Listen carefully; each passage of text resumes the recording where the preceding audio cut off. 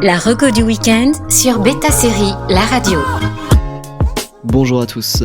Malgré l'annulation au bout d'une saison de Génération, nul doute que la pléthore de personnalités différentes plaît à son public. Et ce n'est pas non plus les thèmes abordés sous le prisme woke qui déplaisent. Hélas, on ne peut pas plaire à tout le monde et c'est également le cas des 3 séries de la reco du week-end qui peuvent diviser si on ne se sent pas concerné. Si vous ne connaissez pas Aidy Bryant, c'est que vous n'avez jamais vu un épisode de l'émission Saturday Night Live depuis des années. L'une des comédiennes principales de l'actuelle promo du SNL, après avoir joué de second rôle en parallèle de l'émission, brille enfin indépendamment dans Shrill. Il faut dire que ce projet est son bébé puisqu'il est en partie autobiographique et elle y porte les casquettes de créatrice, scénariste et actrice principale.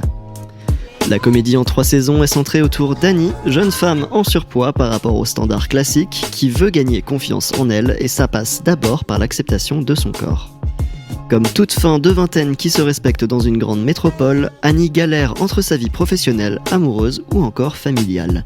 D'une part pleine d'ambition et de talent, mais sans le courage de demander plus à son patron, puis malheureuse en couple, mais se demande si elle ne devrait pas s'en satisfaire, et enfin devant faire face à des parents pas faciles à gérer, Aidy Bryant s'engage encore plus dans Shrill pour parler de sujets qui peuvent encore fâcher de nos jours, à savoir la grossophobie encore et toujours tabou, et insiste sur le fait que le body positivisme n'est pas qu'un terme woke, mais existe bel et bien.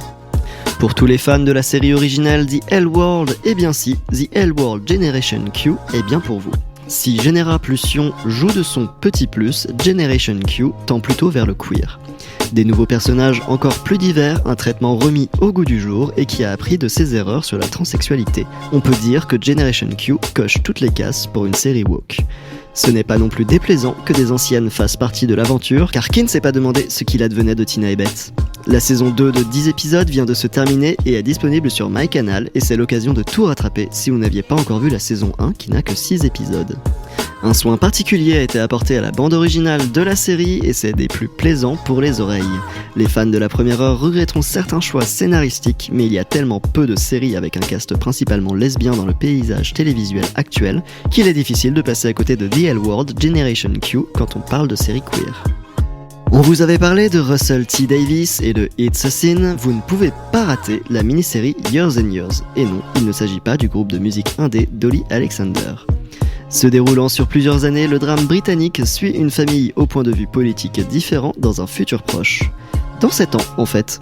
À la fois cinglante et terrifiante, l'histoire de Years and Years est une version catastrophique de notre futur à tous si les extrêmes arrivent au pouvoir, le chemin que prennent de nombreux pays.